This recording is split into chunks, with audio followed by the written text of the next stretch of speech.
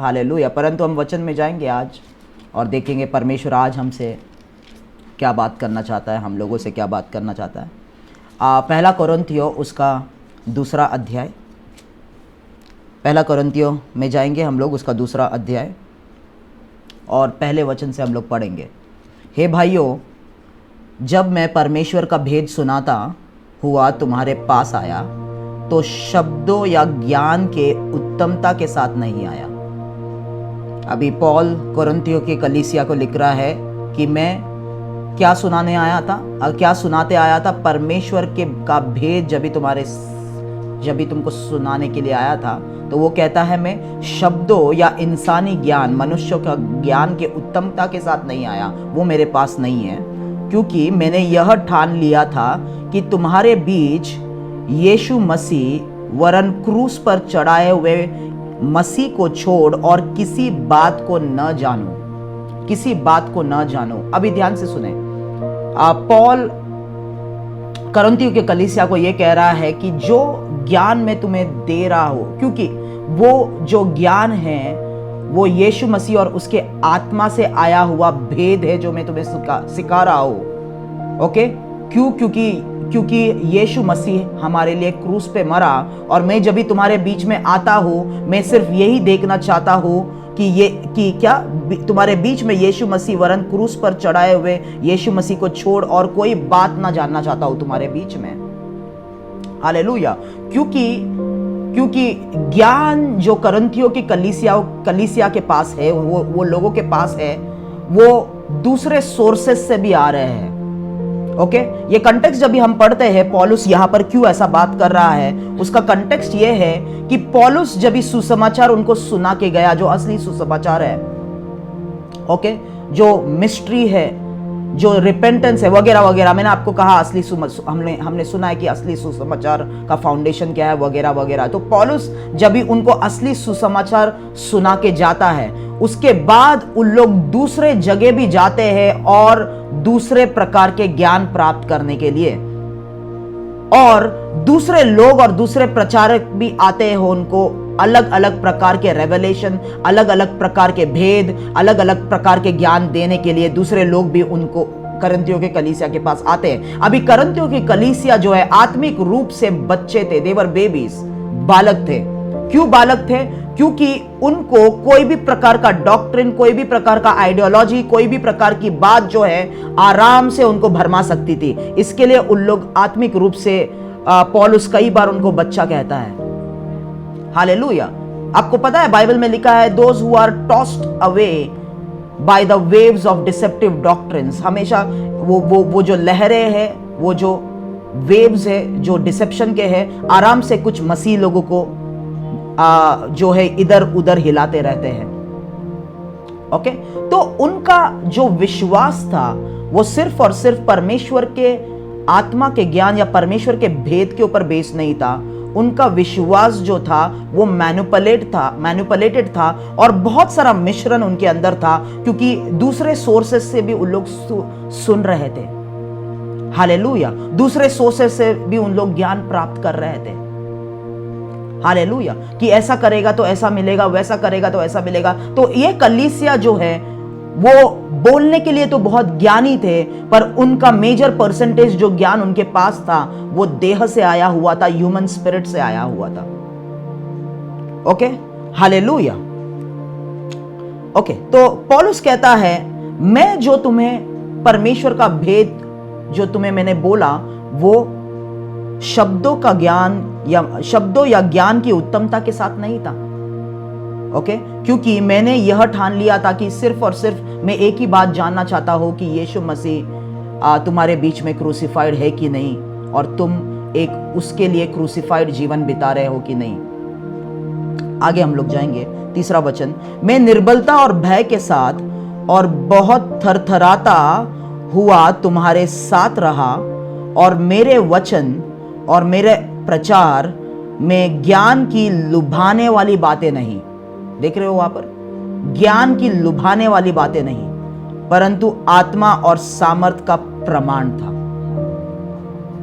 मेरी बातें ज्ञान की लुभाने वाली बातें नहीं, परंतु आत्मा और सामर्थ का प्रमाण था।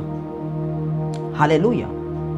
एक कलीसिया में भले ही कितने भी जोर से वो लोग पावरफुली प्रीच कर रहे हैं और कई सारे बातें कह रहे हैं, हालेलुया, और अगर आप उस कलीसिया को इवैल्यूएट करते हैं कि अरे यहाँ पे तो जोर जोर से प्रचार चालू है, कई सारे बातें, लोग चिल्ला चिल्ला के, लोग उड़ी मार मार के रिसीव कर रहे हैं, ये कलीसिया सामर्थी है। नहीं, पहली बात तो ये देखे कि जो वचन है परमेश्वर का, जो वचन है परमेश्वर का, उसका सामर्थ और उसका ज्ञान उनके जीवन में प्रूफ लेके आ रहा है क्या, प्रमाण लेके आ रहा है क्या वो ट्रांसफॉर्म कर रहा है लोगों के जीवन को। हालेलुया। कई कलीसियाओं में जाओगे और आप उनको पूछेंगे कि आप यीशु मसीह कौन है, यीशु मसीह क्या है, और उनको आप पूछेंगे आप यीशु मसीह के बारे में क्या जानते हैं, वो बोलेंगे हाँ हमारा पास्टर ने ये कहा, विश्वास के बारे में ये कहा, यीशु मसीह के बारे में उन्होंने ये सिखाया, हमारा पास्टर बहुत अच्छा प्रचार करता है, हमारे कलीसिया में हीलिंग होता है, हमारे कलीसिया में चमत्कार होता है, हमारा पास्टर बहुत सामर्थी। जो कुछ भी वो बोलते हैं वो इतना ही उनके पास है जो उनके पास्टर ने किया, उनका पास्टर उनके लिए हीरो है, परंतु उन लोग ने व्यक्तिगत रूप से परमेश्वर के भेद को नहीं जाना है। इसके लिए जो उनको पता है सिर्फ और सिर्फ उनके कलीसिया में क्या हो रहा है, क्या एक्टिविटीज हो रहा है, सिर्फ उस बारे में, उसके कंटेक्स्ट में उन लोग आपको यीशु के बारे में बता सकते हैं, परंतु पर्सनली परमेश्वर का भेद उन्होंने नहीं जाना है। Okay, hallelujah. कितने लोग समझ रहे हैं? यहां पे पौलुस कहता है, और मेरे वचन और प्रचार में ज्ञान के लुभाने वाली बातें नहीं, परंतु आत्मा और सामर्थ का प्रमाण था। हालेलुया। इसलिए कि तुम्हारा विश्वास मनुष्य के ज्ञान पर नहीं परंतु परमेश्वर की सामर्थ पर निर्भर हो। हालेलुया। मत्ती के किताब उसका 16वें अध्याय में यीशु ने पूछा कि लोग क्या कह रहे हैं, मैं कौन हूं? उन्होंने कहा कुछ कह रहे हैं आप इलाइजा हो, कुछ कह रहे हैं आप कोई पुराने भविष्यवक्ता हो, वगैरह वगैरह। फिर यीशु ने पूछा तुम क्या कहते हो, तुम्हारे हिसाब से मैं कौन हूं? और पतरस ने कहा तुम परमेश्वर के मसीह हो, तुम परमेश्वर के मसीह हो। और फिर यीशु ने पतरस को कहा ये बात जो है देह, मांस और लहू ने तुम्हें नहीं बताया, मेरा पिता जो स्वर्ग में है उसने ये बात तुम्हें प्रकट की है, इसलिए इस बात को तुम जानते हो। हालेलुया। कलीसिया में ऐसा कोई भी आपको नहीं मिल सकता, बहुत मुश्किल से, हो सकता है मिलेगा ही नहीं,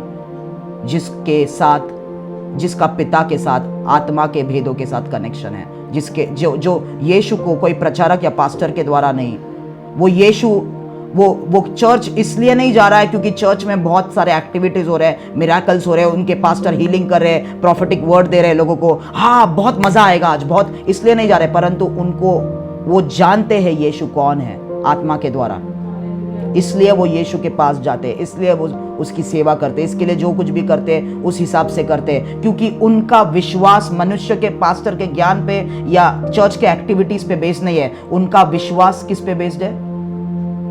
परमेश्वर के वचन पे बेस्ड है, परमेश्वर के सामर्थ पे निर्भर है।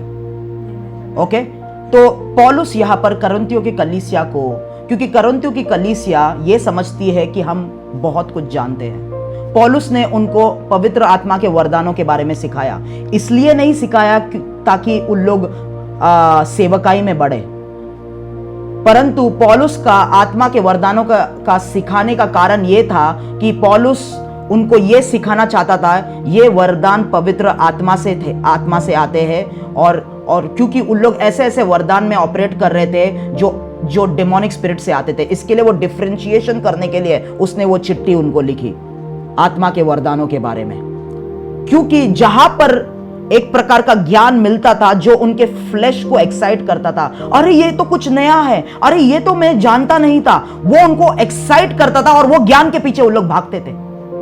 अरे वो इंसान कह रहा है इतने साल पहले ये रहस्य था और ऐसा था, अरे बहुत अच्छा नॉलेज है, चलो चलो वो सुनते हैं। अरे वो इंसान कहता है 21 दिन में ऐसे ऐसे प्रकार की अगर प्रार्थनाएं हम करें और ऐसे ऐसे चीजें करें तो हमारे साथ ये होने लगेगा, चलो चलो हम लोग उसको सुनते हैं। जो कोई भी ज्ञान उनके फ्लैश को एक्साइट करता था, भले ही वो डेमोनिक स्पिरिट से आता है, भले ही वो ह्यूमन स्पिरिट से आता है, उसके पीछे कोरिन्थियों की कलीसिया भाग रहे थे, परंतु पौलुस यहां पर अपने सेवकाई को डिस्टिंग्विश कर रहा है। वो कह रहा है मैं दूसरे लोगों के जैसे नहीं हूं, मैं तुम्हें परमेश्वर का भेद सिखाता हूं जो इंसानी ज्ञान से नहीं आता, जो शब्दों के ज्ञान से नहीं आता, परंतु वो परमेश्वर के आत्मा से आता है। हालेलुया, कितने लोग समझ रहे हैं? ताकि तुम्हारा विश्वास, तुम्हारा मसीह जीवन जो है मनुष्य के ज्ञान पे नहीं परंतु परमेश्वर के सामर्थ पे निर्भर हो। हालेलुया, मनुष्य के ज्ञान पे नहीं परमेश्वर के सामर्थ पे निर्भर हो। हाँ, हालेलुया। आप जाके इवैल्यूएट करें एक एवरेज बिलीवर को और देखें उसको यीशु के बारे में क्या पता है। उसको वही सारे बातें पता है जो उसने चर्च में सुने उसके पास्टर के द्वारा। पर्सनली उनको सिखाया नहीं गया है कि परमेश्वर के भेदों में कैसा टैप किया जाए, व्यक्तिगत रूप से यीशु को कैसा जाना जाए। हालेलुया, कितने लोग समझ रहे हैं? और उनका ज्ञान जो है परमेश्वर के वो जो है मनुष्य के ज्ञान पे बेस्ड है। यीशु मसीह को व्यक्तिगत रूप से उन लोग जानते भी नहीं, उनके बुलाहट को नहीं जानते, उनके जीवन में यीशु क्या करना चाहता है उसको नहीं जानते। अगर उनको कुछ जीवन में करना है परमेश्वर की इच्छा के जानने के लिए भी वो पास्टर के पास जाते हैं। हालेलुया। परंतु बाइबल कहता है छोटे से लेके बड़ा तक हर कोई मुझे जानेगा। हालेलुया। एक असली कलीसिया वो है जो कलीसिया शरीर है और यीशु सिर है। एक असली कलीसिया वो है जिसके शरीर के हर एक भाग सिर से कनेक्टेड है एक्टिवली और सिर के कमांड के हिसाब से फंक्शन करते हैं। कोलोसियों की किताब में 3 अध्याय में लिखा है, उसमें नहीं जाना चाहता हूं। वहां पे पौलुस कहता है जो सिर है वो शरीर के हर एक भाग को न्यूट्रिशन प्रोवाइड करता है और कमांड्स प्रोवाइड करता है, और वैसे ही सिर के प्रोवाइड करने से वो शरीर बढ़ता है, ग्रो होता है और इंक्रीज होता है। वो एक असली कलीसिया है। हालेलुया। आपको पता है इंसान के बॉडी में एक सेंट्रल नर्वस सिस्टम है। ये तो 7th 8th में भी पढ़ाया जाता है। सेंट्रल नर्वस सिस्टम है इंसान के बॉडी में। सेंट्रल नर्वस सिस्टम क्या है? इंसान का दिमाग, ब्रेन, और उससे कनेक्टेड जो हमारा स्पाइनल कॉर्ड है। हालेलुया। जो शरीर के हर एक भाग को, ब्रेन जो है वो कंप्यूटर है शरीर का। तो ब्रेन जैसे कमांड्स प्रोवाइड करता है वैसे मेरे हाथ हिलते हैं, वैसा मेरा मुंह बोलता है साइंटिफिकली। Okay, hallelujah.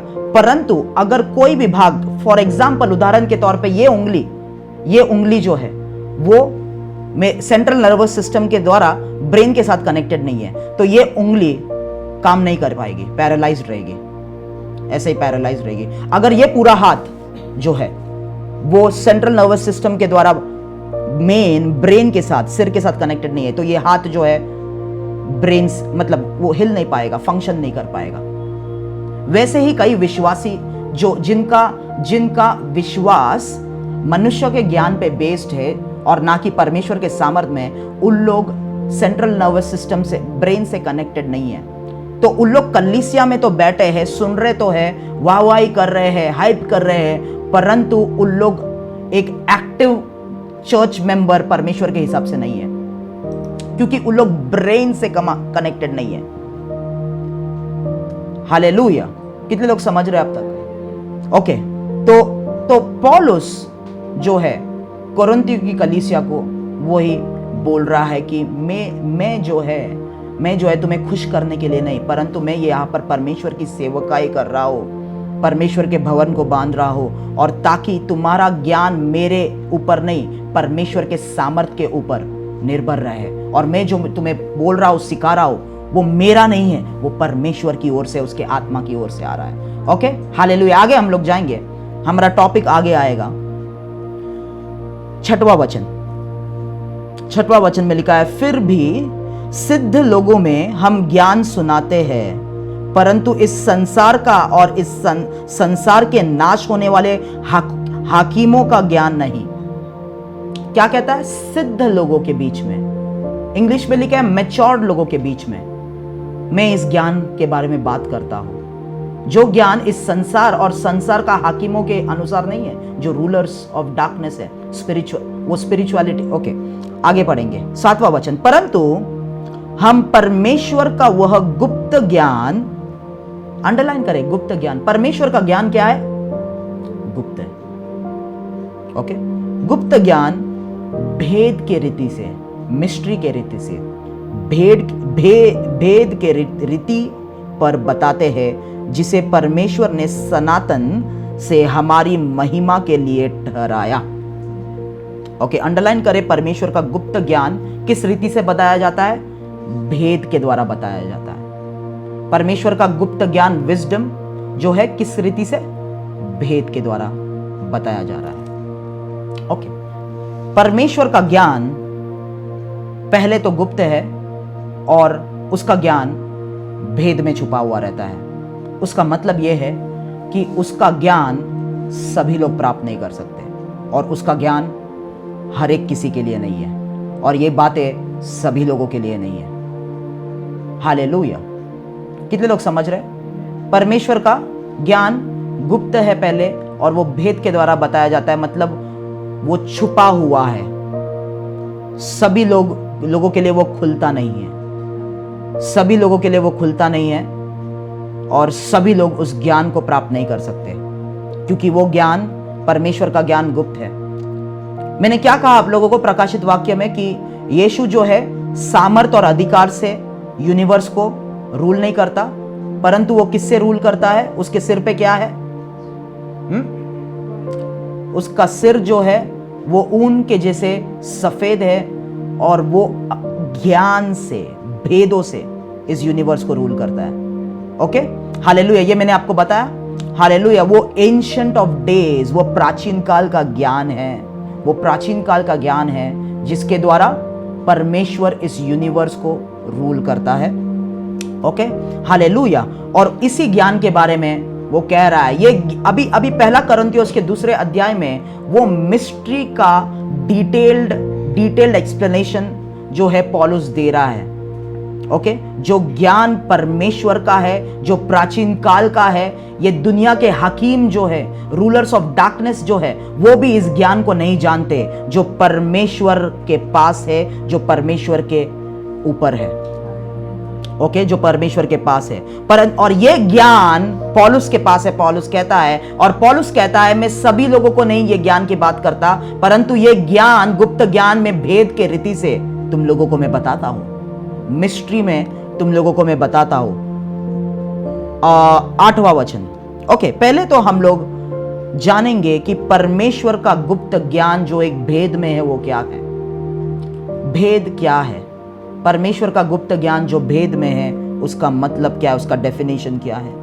भजन संहिता उसका 46 चैप्टर 10वां वचन को निकाले और पढ़े और फिर यूहन्ना का सुसमाचार जॉन चैप्टर 17 वर्स 3 में पढ़ता हूं।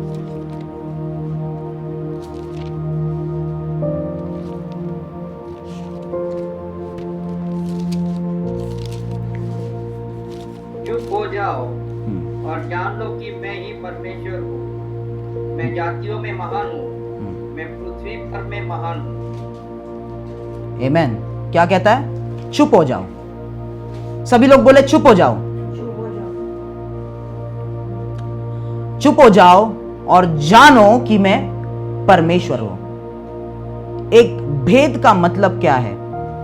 एक भेद का मतलब सिंपली परमेश्वर को जानना है। भेद क्या है? परमेश्वर को जानना है। ओके, मेरे साथ रहे। ओके, यूहन्ना का किताब उसका 17 अध्याय 3 वचन में पढ़ रहा हूं। और अनंत जीवन यह है कि वे तुझ एकमात्र सच्चे परमेश्वर को और यीशु मसीह को जिसे तूने भेजा है जाने। यूहन्ना का किताब 17 अध्याय 3 वचन क्या कहता है? अनंत काल जीवन क्या है? तुझको, परमेश्वर को, और तूने जो अपने बेटे यीशु मसीह को भेजा है उनको वो जाने वो अनंत काल का जीवन है। ओके, पहला बात मैंने क्या कहा? भेद क्या है? भेद परमेश्वर को जानना है। अगर मसीह लोगों को लगता है कि 10 मिनट में हर रोज बाइबल पढ़ूंगा और मैं परमेश्वर को जान लूंगा, आप परमेश्वर को नहीं जानने वाले। हर रोज मैं बाइबल का एक चैप्टर पढ़ूंगा, परमेश्वर को जानूंगा, परमेश्वर को आप नहीं जान सकते क्योंकि परमेश्वर को जानना ही भेद है।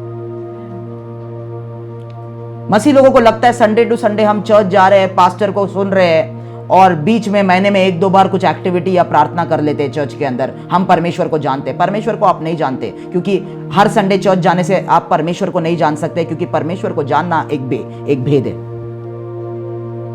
हालेलुया। कितने लोग समझ रहे हैं? मैंने आपको कहा था एक बार कि मैं जिस कलीसिया में था वहां पर हम लोग हाउस ग्रुप लेते थे वगैरह वगैरह। तो एक बार मैंने लोगों को कहा कि आधा घंटा कम से कम बाइबल पढ़ो हर रोज। तो उसके बाद पता नहीं किसने मेरा कंप्लेंट किया कि क्या किया। पास्टर आके बोले मुझे अब तुमसे बात करना। मैंने क्या बात करना है? उन्होंने कहा राहुल तुम लोगों को आधा घंटा बाइबल पढ़ना नहीं बोल सकते। वो लोग काम करते हैं, वो लोग ऑफिस जाते हैं, उन लोग को कैसे बोल सकते हो तुम आधा घंटा बाइबल पढ़ो? हालेलुया। वो पास्टर खुद परमेश्वर को नहीं जानता और वो ऐसे लोगों को जन्म दे रहा है जो परमेश्वर को जानते नहीं। पूरी कलीसिया परमेश्वर को नहीं जानते क्योंकि उनको लगता है 5-10 मिनट बाइबल पढ़ने से। कुछ पास्टर ये भी सिखाते हैं बाइबल जो है अपने टेबल पे खुला रखो, अगर तुम्हारे पास टाइम नहीं है परमेश्वर तुमसे खुश हो जाता है। बाइबल कम से कम खोल के रखो अपने टेबल पे। हालेलुया। क्या आपको लगता है बाइबल आप खोलोगे परमेश्वर को जान लोगे? नहीं जानोगे। हालेलुया, आमीन। कभी कभार कलीसिया बोलती है हाँ कलीसिया को ना कुछ करना है, इसके लिए हम लोग ना संडे को या सैटरडे को उपवास रखते हैं। उस उपवास से आप परमेश्वर को नहीं जान सकते क्योंकि परमेश्वर को जानना एक भेद है। हालेलुया। उसके लिए कुछ रिक्वायरमेंट्स आपको पूरा करना है। पहले क्या है रिक्वायरमेंट? चुप रहो। हालेलुया। चुप रहो और जानो मैं परमेश्वर हूं। हालेलुया। ओके मेरे साथ रहे। ओके, मत्ती का किताब निकाले 17 अध्याय। मत्ती का किताब 17 अध्याय। मत्ती का किताब 17 अध्याय हम लोग पढ़ेंगे। ओके, पहला कुछ वर्सेस हम लोग नहीं जाएंगे। तीसरे वचन से मैं पढ़ता हूं यहां पर। और मूसा और एलिया उसके साथ बातें करते हुए उन्हें दिखाई दिए। आपको पता है this is the mount of transfiguration. यीशु जो है यूहन्ना पीटर जॉन और जेम्स को लेके जो है वो पहाड़ के वो चोटी पे गया और वहां पर लोग सोए थे। तभी उनको पता चला कि यीशु ट्रांसफिगर्ड हो चुका है, वो स्पिरिट बॉडी में आ चुका है। और एलिया और मूसा आके यीशु से बातें कर रहे हैं वहां पर और परमेश्वर है उनके साथ। और एलिया और मूसा जो है यहाँ पर ये वर्जन में नहीं है, दूसरे गॉस्पल्स में लिखा है। उन लोग यीशु के साथ वो किस प्रकार से क्रूस पे मरेगा, यरूशलेम कैसे जाएगा, उन सारे बातों के बारे में, परमेश्वर की योजना के बारे में वो तीनों बातें कर रहे हैं। Okay, hallelujah. तो और मूसा और एलिया उसके साथ बातें करते हुए उन्हें दिखाई दिए। इस पर पतरस ने यीशु से कहा, हे प्रभु, हमारा यहाँ रहना अच्छा है। यदि तेरी इच्छा हो तो मैं यहाँ 3 मंडप बनाऊं, एक तेरे लिए, एक मूसा के लिए और एक एलिया के लिए। वह बोल ही रहा था कि एक उजले बादल ने उन्हें छा लिया और उस बादल में से यह शब्द निकला, यह मेरा प्रिय पुत्र है जिससे मैं प्रसन्न हूं, उसकी सुनो। हालेलुया। तो यहां पर परमेश्वर का एक काउंसिल मीटिंग चालू है जहां पर यीशु और मूसा और एलिया आ चुके हैं उनके स्पिरिचुअल बॉडीज में, उनके ग्लोरीफाइड बॉडीज में, जो इनकरप्टेबल बॉडी। ओके, उन लोग आ चुके हैं वहां पर और उन लोग यीशु के साथ वार्तालाप कर रहे हैं, हेवनली बातें चल रहे हैं। और ये चांस देखने के लिए किसको मिले? पतरस, यूहन्ना और याकूब को ये चांस देखने के लिए मिला है। परंतु पतरस फ्लैश में एक्साइट होके वहां पर बोल पड़ता है और बाइबल कहता है वो बिना जाने बोल रहा है, फुलिशली बोल रहा है, बीच में बोल रहा है, वो चुप नहीं रह सकता, वो बोल रहा है और बोल रहा है कि हाँ यीशु यहां पर ही हम लोग रहेंगे, यहां से तुम मूसा और एलिया तुम लोग भी वापस मत जाना, हम सब यहां पर ही अपना डेरा बसाएंगे। कितना अच्छा जगह, कितना अच्छा लग रहा है। ओके, ध्यान से सुने मेरी बात। परमेश्वर के भेद पवित्र आत्मा के उपस्थिति में रिलीज किए जाते हैं। एक उपस्थिति, एक एटमॉस्फेयर आता है आपके ऊपर। मैं मीटिंग के बारे में नहीं कह रहा हूं, वो आप अकेले परमेश्वर के साथ रहेंगे, वो कभी भी हो सकता है। ओके, वो उपस्थिति जब भी आपके ऊपर आती है, आपको पता है पवित्र आत्मा आपके ऊपर, तभी आपको क्या करना है? उपस्थिति आ गई, मेरे को मेरे को पैसा चाहिए था, फटाक से पैसा मांगता हूं, ये प्रेजेंस में मैं जो कुछ भी, आपने सुना ऐसे प्रकार के प्रचार, ओ परमेश्वर की उपस्थिति यहां पर है, जो कुछ भी आपको चाहिए परमेश्वर से मांगना शुरू करें। उपस्थिति में वो नहीं किया जाता। हालेलुया। लोग बोलना शुरू करते हैं, लोग जम मारना शुरू करते हैं, उपस्थिति में चुप रहा जाता है जब भी वो उपस्थिति आती है, क्योंकि वहां पर पवित्र आत्मा का एक गहराई की बात निकाल के आपको ट्रांसफर कर रहा है, आपको कुछ। और पीटर बोल पड़ा, पीटर एक्साइट हो गया।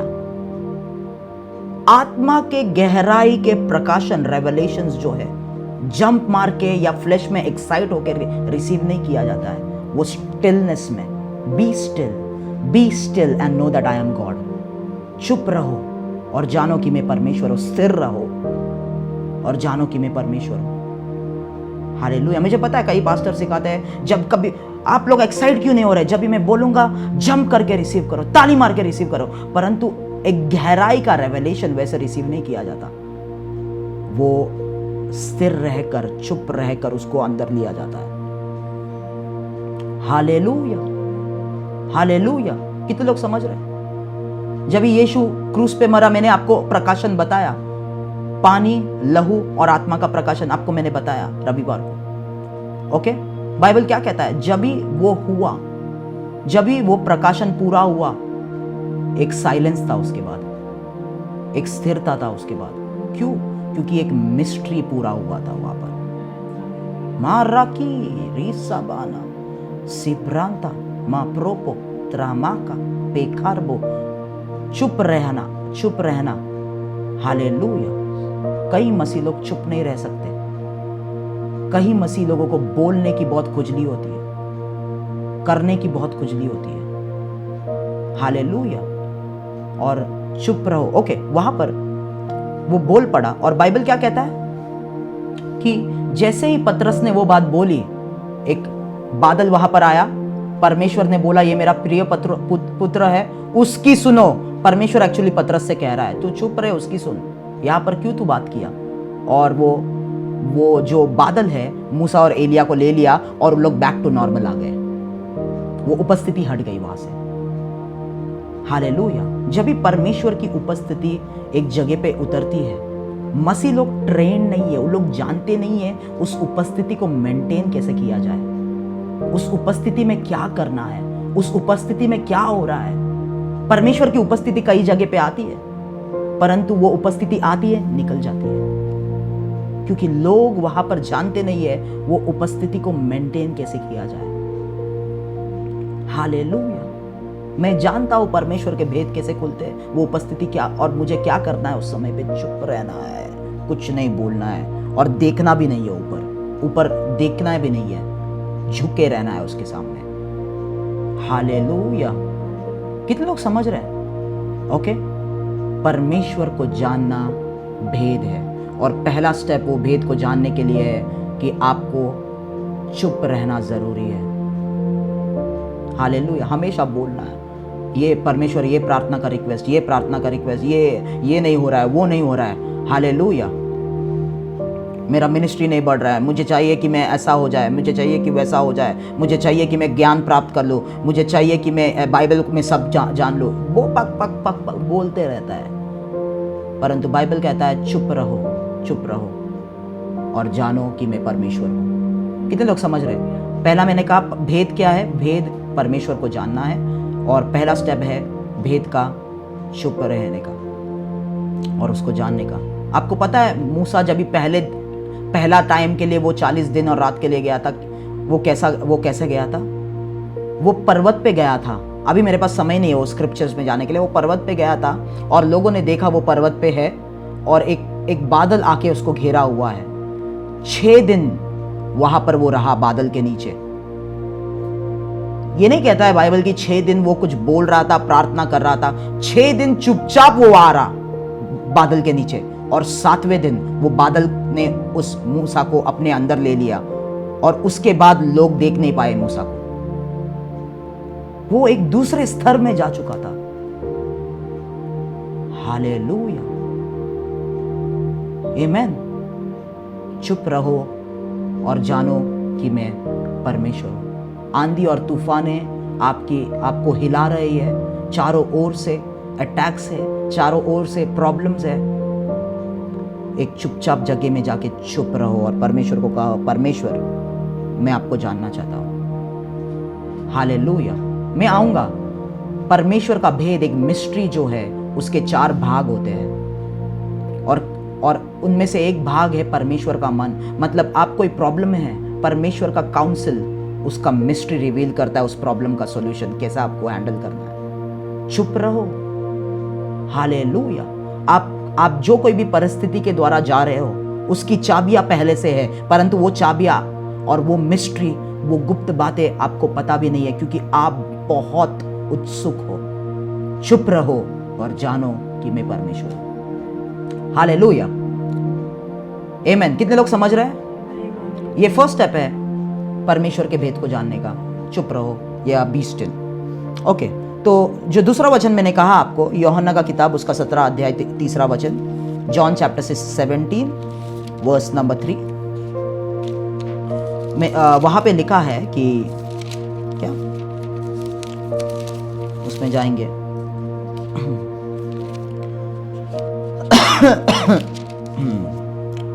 और अनंत जीवन यह है कि वे एकमात्र सच्चे परमेश्वर को और यीशु मसीह को जिसे तूने भेजा है जाने।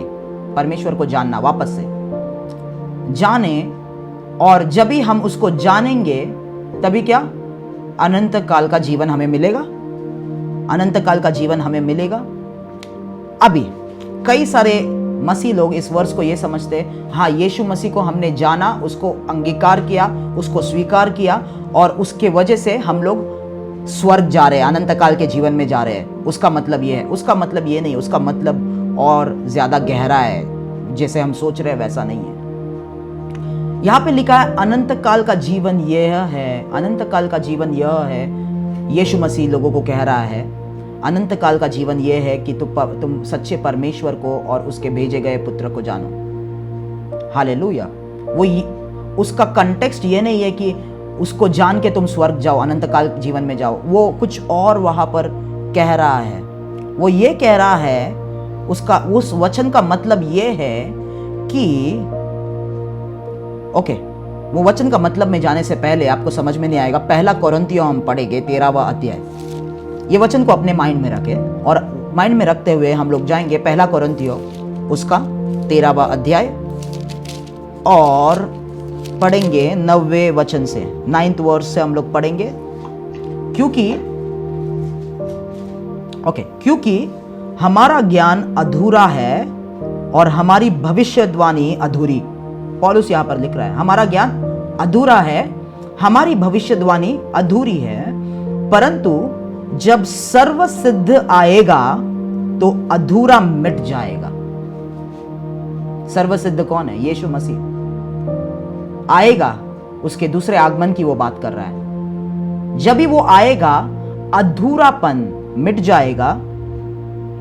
जब मैं बालक था तो मैं बालकों के समान बोलता था, बालकों का सा मन था, बालकों की सी समझ थी, परंतु जब सियाना हो गया तो बालकों की बातें छोड़ दी। अभी हमें दर्पण में धुंधला सा दिखाई देता है, परंतु उस समय आमने सामने देखेंगे। इस समय मेरा ज्ञान अधूरा है, परंतु उस समय ऐसी पूरी रीति से पहचानूंगा जैसे मैं पहचाना गया हूं। आप वचन पे है, सुन रहे हैं वचन को? पौलुस यहां पर क्या कह रहा है? पौलुस ये कह रहा है कि मेरे बातें, मेरी भविष्यवाणी, जो सब कुछ जो मैं बोल रहा हूं, वो अभी भी अधूरा है, क्योंकि कई सारे बातें गुप्त, मेरे पास समय नहीं है। प्रकाशित वाक्य में लिखा है वहां पर एक इंसिडेंट के बाद मिस्ट्री विल बी फुलफिल्ड। गुप्त बातें पूरी तरीके से खोले कभी जाएंगे जब भी हम इटर्निटी में एंटर होंगे, जब भी हम उसके साथ इटर्नल लाइफ में एंटर होंगे। सब चीजें जो अभी धुंधली दिखाई देती है वो पूरी तरीके से हमें दिखाई देंगी कभी, जब भी हम इटर्निटी में एंटर होंगे। ओके, अभी यूहन्ना का किताब 17 अध्याय 3 वचन में यीशु क्या कह रहा है? अनंत काल का जीवन यह है कि तुम परमेश्वर को जानो। मतलब यीशु कह रहा है जो इटर्निटी में जो मिस्ट्री पूरी होगी उसका प्रोविजन तुम यहां पर पृथ्वी पे ले सकते हो परमेश्वर को जानने और यीशु के जानने के द्वारा।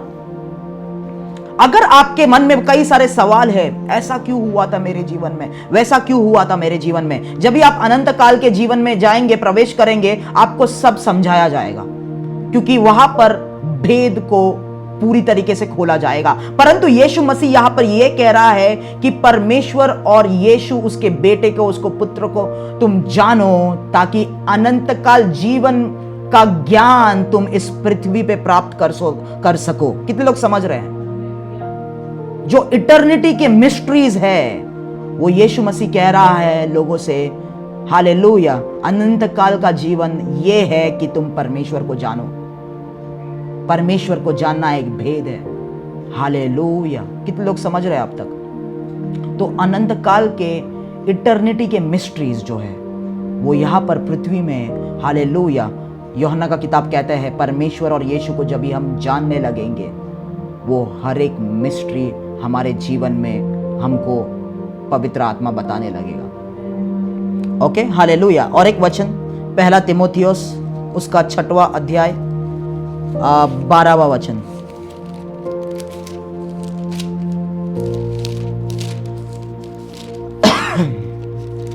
अगर आपको मिला है तो पढ़ सकते हैं। 1 तिमोथी 6वां अध्याय 12 वचन। विश्वास की अच्छी कुश्ती लड़ और उस अनंत जीवन को धर ले। पौलुस तिमोथी को क्या लिख रहा है? विश्वास की अच्छी कुश्ती लड़ और अनंत जीवन को क्या धर ले। ये क्या है? अनंत जीवन को धर ले, अनंत जीवन को पकड़ ले। अनंत जीवन तो वो पास्टर हम लोग जब भी जाएंगे तभी मिलेगा ना, हम लोग जाएंगे अनंत काल के जीवन में। पौलुस यहां पर क्या कह रहा है कि अनंत जीवन को पकड़ लो।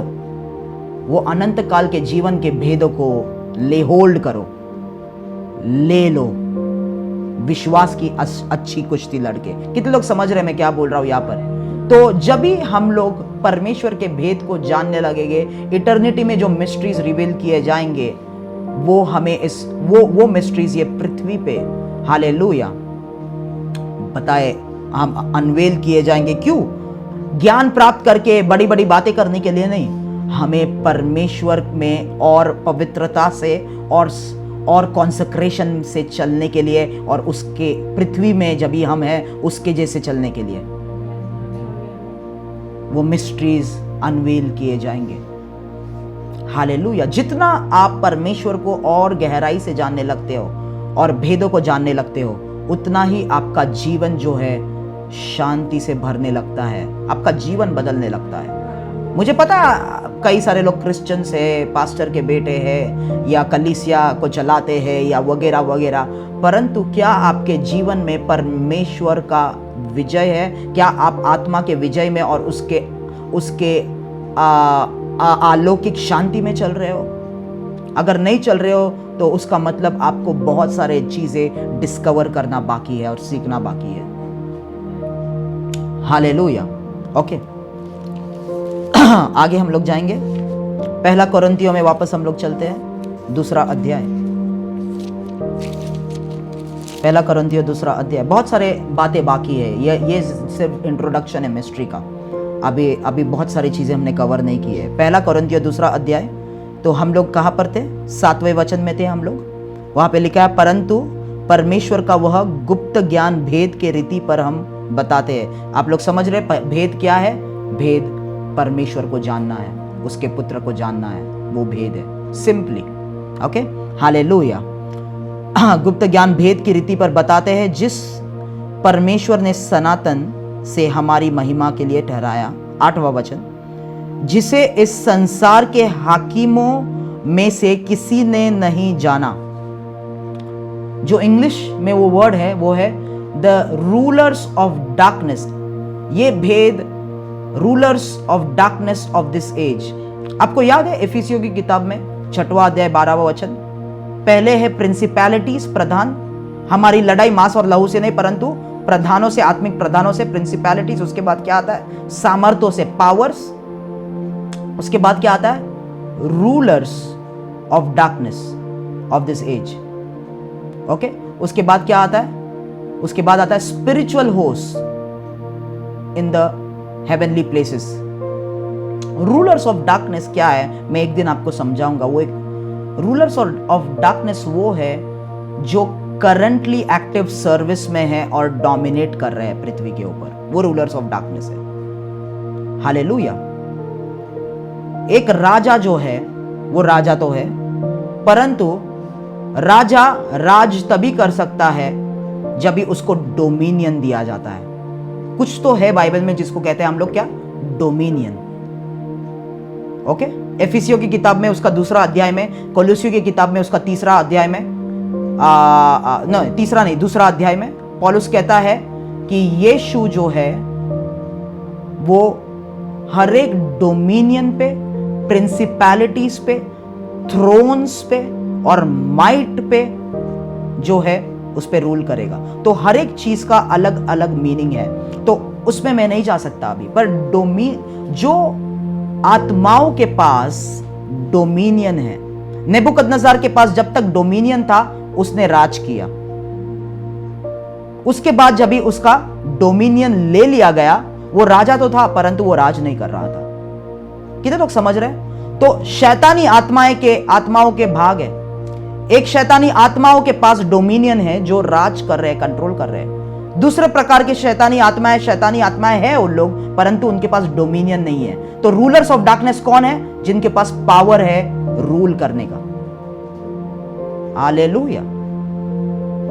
तो पौलुस उस रूलर्स ऑफ डार्कनेस के बारे में यहां पे लिखा है, जिसे संसार के हाकिमों में से, वो जो rulers of darkness of this age English में लिखा है, किसी ने नहीं जाना, क्योंकि यदि वे जानते तो तेजोमय प्रभु को क्रूस पर ना चढ़ाते। ये बहुत सामर्थी वचन है। पौलुस ये कहता है ये भेद जो है इन रूलिंग पावर्स नहीं जानते, क्योंकि अगर वो लोग जानते थे, वो रूलिंग पावर्स किससे रूल कर रहे थे यीशु के समय पे? फरीसी किसे? फरीसी उस रूलिंग पावर्स के फेस थे। ओके, तो बाइबल कहता है ये डीमंस, ये शैतान जो है, परमेश्वर के भेद उनको नहीं पता, उनसे छुपाया गया है। अगर वो परमेश्वर के भेद को जानते तो वो क्या नहीं करते?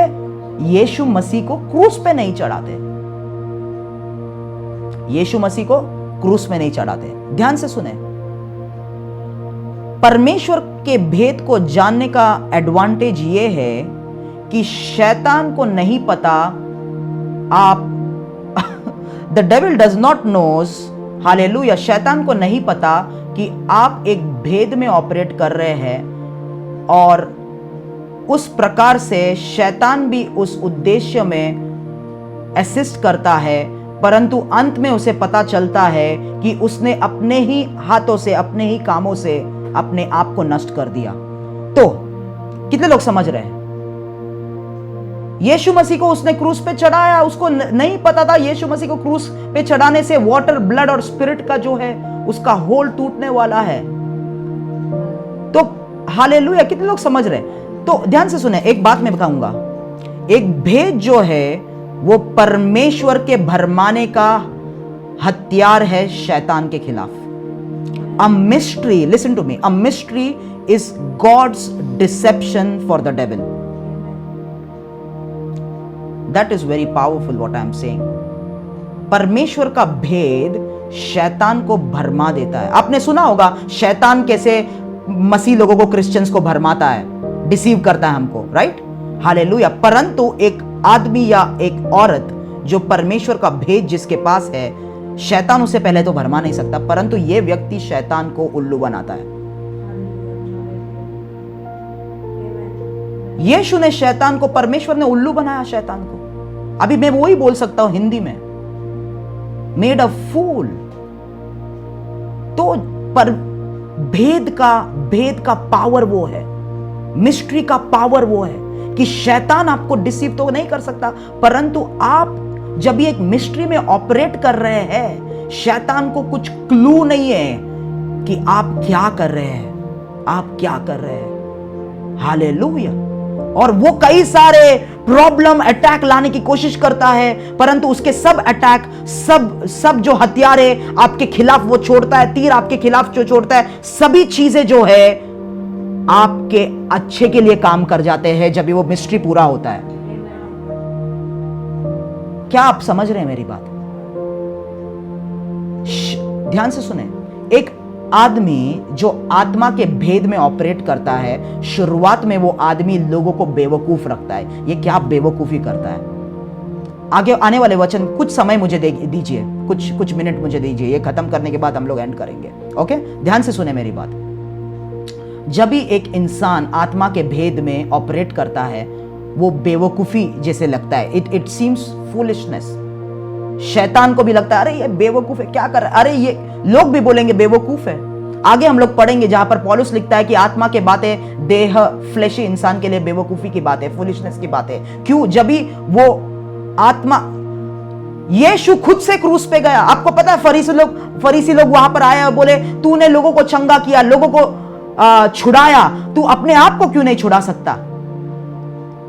फरीसी लोग समझ रहे थे यीशु बेवकूफ है, परंतु यीशु को पता था, वो चुप था क्योंकि उसको पता था मैं एक मिस्ट्री में ऑपरेट कर रहा हूं। Hallelujah, hallelujah. अगर आप एक फाइनेंशियल एनालिस्ट को लेके आके अब्राहम के शुरुआत को उसको बताए, फाइनेंशियल एनालिस्ट जिसके पास डिग्रीज है, वो एक ग्रेजुएट है, उसके पास पीएचडी है, डॉक्टरेट है एनालिटिक्स करने में, एनालाइज करने में कि कैसे हमें फाइनेंशियल गोल्स को पूरा करना है। अगर उसको अब्राहम के शुरुआत के बारे में बताए कि अब्राहम ने अपने प्रॉपर्टी को छोड़ के, अपने पिता के घर को छोड़ के, जो संपत्ति वहां पे इकट्ठा हुआ था उसको छोड़ के, एस्टैब्लिश चीजों को छोड़ के वो बाहर निकल गया, वो सभी चीजों को छोड़ दिया।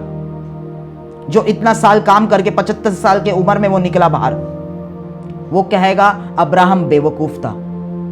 इंसानी विजडम में वो बेवकूफ था, परंतु अब्राहम एक मिस्ट्री में ऑपरेट कर रहा था, एक वचन के मिस्ट्री में ऑपरेट कर रहा था, जो जब भी पूरा हुआ वो सबसे अमीर इंसान बना इस पृथ्वी पे।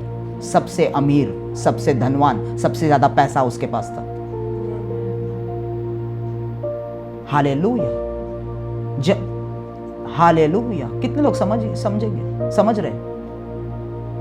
जब भी आप शुरुआत करते हैं, हालेलुया, लोगों को समझेगा अरे ये लड़के के पास कुछ नहीं है, कॉन्टैक्ट्स नहीं है, अरे ये क्या प्रार्थना करके क्या कर लेगा। पर मुझे पता है मैं एक मिस्ट्री के द्वारा ऑपरेट कर रहा हूं, जो शुरुआत में बेवकूफी लगता है, परंतु अंत में जो है, जब भी वो मिस्ट्री का फुलफिलमेंट आता है, शैतान को पता चलता है, वो अपने सिर के ऊपर ऐसा हाथ रख के बोलता है अरे बाप रे, मैंने क्या कर दिया, मैंने क्या। वो यीशु के साथ भी वही हुआ। हालेलुया। अय्यूब के साथ क्या हुआ? शैतान आया परमेश्वर के पास और कहा कि अय्यूब अगर ये ले लोगे तो अय्यूब तुम्हें श्राप देगा, ये ले लोगे। उसे लग रहा था कि तो वो अय्यूब को जो है खत्म करने जा रहा है, शैतान को वही लगा अय्यूब को, परंतु परमेश्वर शैतान का उपयोग कर रहा था अय्यूब को नेक्स्ट लेवल पे लेके जाने के लिए।